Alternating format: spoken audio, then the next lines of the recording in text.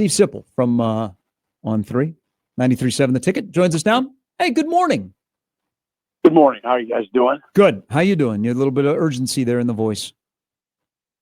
Oh, I don't know. I was without my phone for a second, but I'm ready to roll. All right. Got any breaking news? We got a big story. What are we doing? Nope. Okay. There's really not. Nice, quiet week. Yeah, I don't put the hex on it, but so far, so that Gary. seems like that. Hey, it would be low-hanging fruit to ask you about Dylan because I know how you feel about Dylan, and you feel the right way. So I'm going to go a different way. We're to the we're a fourth of the season. We're a fourth of the way into the season. If you are, and maybe you guys will do that because I know you guys are having a remote show tonight. It'll be packed like it usually is, and maybe you've done this on your latest podcast with Sean and Robin. Who would get your most valuable award through the first 4 games on Nebraska's defense? Most valuable players. I'm not going to say Singleton. Singleton, I would say. That's my first reaction. It's John Singleton.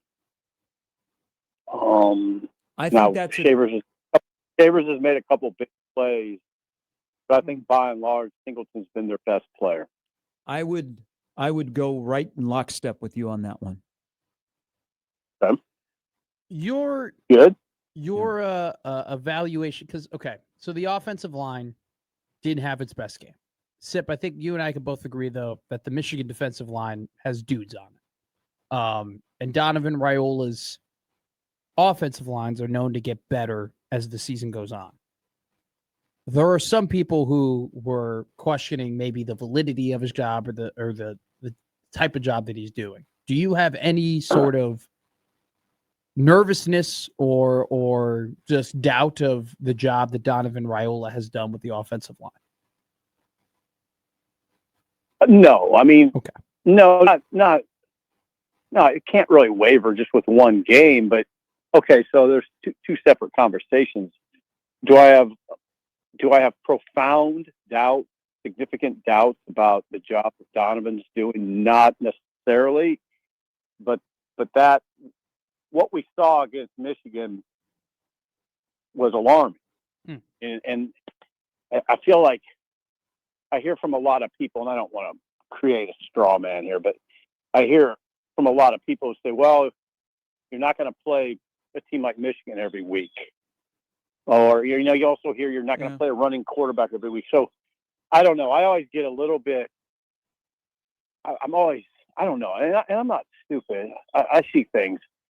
The standards are dropping, and that bothers me more than anything. So it becomes, there's this conversation that it's all about now who you play, and if you match up okay, we should be okay. Now, that's not where you want to be as any kind of football program, all right?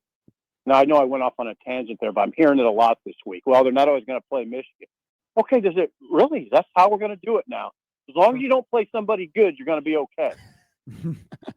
So, no, I was alarmed by what I saw, frankly. The level of pass rush from Michigan from the very start of the game, it was.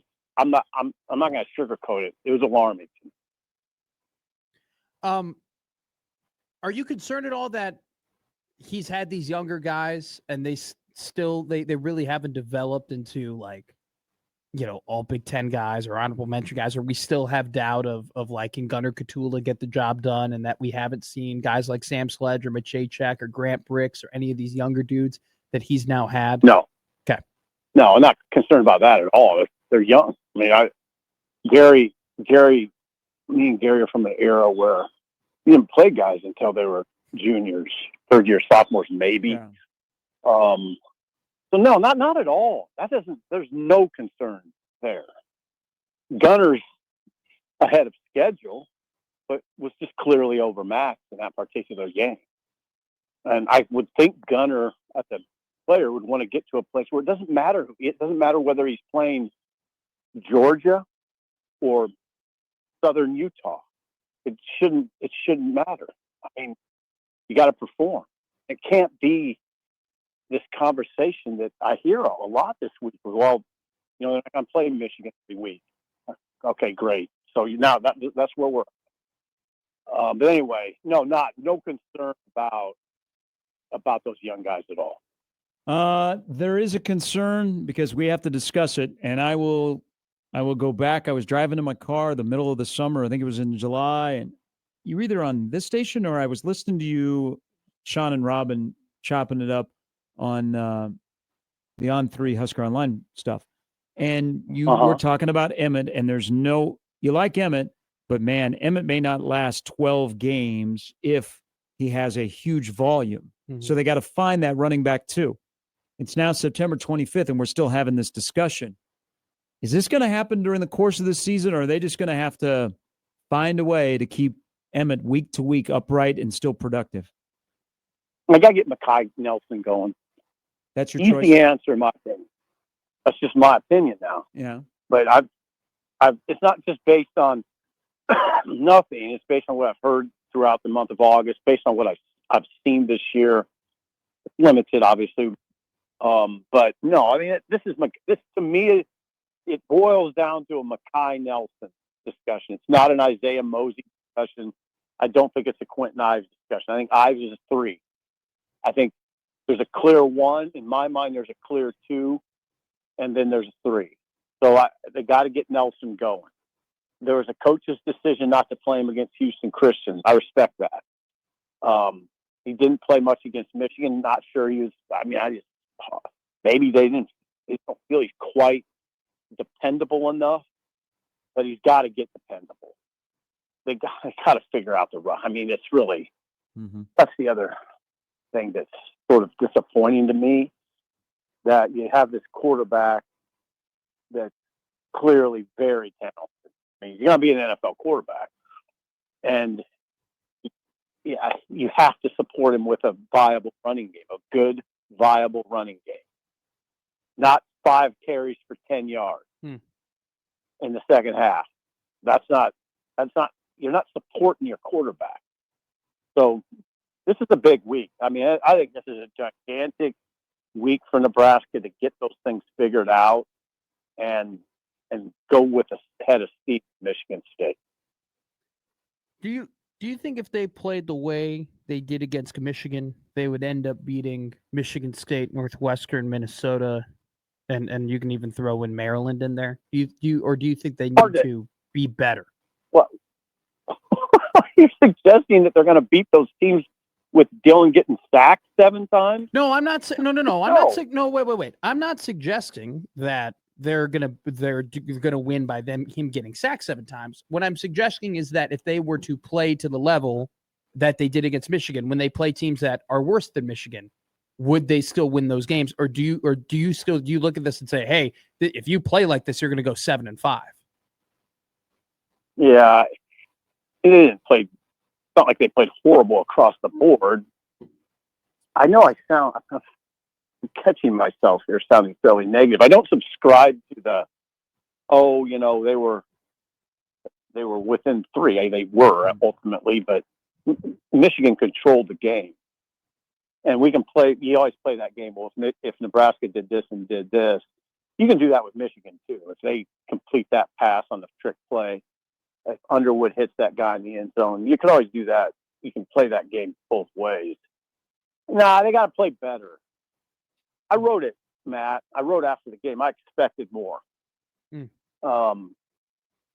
So yeah, I think they could probably go 3-1 in this stretch if they played like that. But you're kind of playing with fire there, and it's really hard to answer the. It's hard to answer the question because of the. All right, I'm just going to say it because they got whipped up front on both sides. Yeah, and if I gotta think there's a relatively high level of concern at Memorial Stadium after that game because you got whipped up front on both sides. I don't say that lightly. I mean, that's a hard thing to swallow, and you gotta. I know you're not going to play Michigan all the time, but this is a lineman league. Better get that stuff figured out quick. Yeah, and when your athletic director comments on that as well, it's yeah. it is what it is. Let me shift and ask you. So they have the bye week, and I think this is an important week in Lincoln. And I know they're going to wrap it up, and coaches get on the road recruiting, but you know, they got to figure some things out. And I'm talking personnel. Would you be surprised at all when they roll back out against Michigan State? Maybe we see some faces we've already seen that get a couple of more snaps, like Judy, who probably was their best defensive lineman. Or some guys in the back end that can tackle really well. Mm-hmm. Maybe we see their snaps increase, and maybe even on offense, a couple of guys that have flashed or are more comfortable at a certain spot. Maybe we see a tweak here or two about more guys that are getting more snaps. I don't think that's a significant conversation. There might be. I mean, I think for one thing, the good news is we've seen so many guys because of the Akron and Houston Christian games. I think on offense, Matt Rule did mention a couple guys. Like he mentioned Carter Nelson. Yeah, where's Carter Nelson? Maybe you can get Heinrich more involved. On defense, I don't know if this is they've played Guthrie a lot. He's Rex Guthrie. He's a young guy. I don't know who else it'd be. Caleb Benning comes to mind, but maybe you could get him more snaps. Hartzog, we've seen all the defense. Yeah, I don't know that you'll see Hartzog for a while. Yeah. I would watch that. I don't think you can. I'm not going to stand here and say you're going to see Hartzog against Michigan State. I don't. I mean, it's an educated guess. I'm gonna say no. So then they got to kind of work around that too. I wonder what you'll do there. You might have to shift some guys. I don't know. There's various things you can do personnel wise, but no, Gary. To answer your question, I don't think there's any player I'd point to that I would say he's going to solve some things. They've played their guys. The guys that have played are the guys that they're going to pull with by and large. Yeah. And that's why I said their snaps might increase because you're right, especially on defense. They have played a lot of people on all three levels. Mm-hmm. Ja'Cory Barney, wide receiver 1 for you? No. I still go Key Hunter Barney. Now Ja'Cory's playing really well. He played well in that game, but it's Key Hunter Barney. Well, and I know he is not a wide receiver, but Luke Lindemeyer is in the back of the room going, I would like to be considered wide receiver 1 or 1.4 or 1.5. Sure. Yeah, good game. Good statistical game, and he's good. He's a good player. They're all right there. I mean, they're really. I think at receiver and tight end, you feel pretty good. Quarterback, you feel pretty good. It's just that tackle thing that cropped up. I didn't see that coming, both sides, and that level of collapse. I did not anticipate at all. Yeah, I think they got some things to fix, and there's some things they won't fix in the course of the season. But if they still have the quarterback and they have the wide receivers and they have the tight end, they at least have a chance. Oh, okay. God, I mean, that's I would take that going into any game, and then the rest that you have, you're like, okay, we know there's going to be some things that are going to be issues, but we should be able to overcome them if we play smarter football. That's another thing about Saturday. Is you and I have seen a lot of this. The little things that plague Nebraska in these kind of games, just either a bad run fit, poor tackling that pops up. Those kind of things the margin for error is so small that those things just turn into huge issues. They do.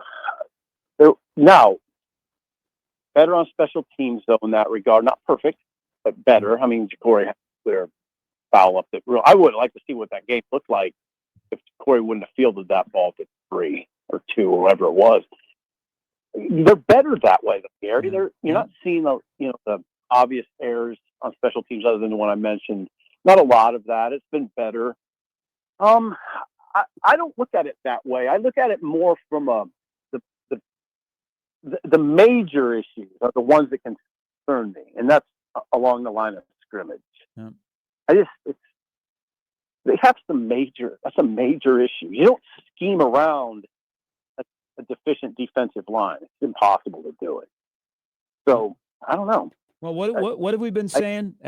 There's a concern. Those guys have to be better sooner than later. They have to get better quicker. Haven't we been saying that for like 3 or 4 months? Or more, yeah. Yeah. Sip, enjoy the bye week. Hope you get some downtime. Spend with the animals and the family and your football. Yeah, I'm trying to. I appreciate it, guys. Hey, thank you. Talk to you, Sip. That's Steve Sipple. That's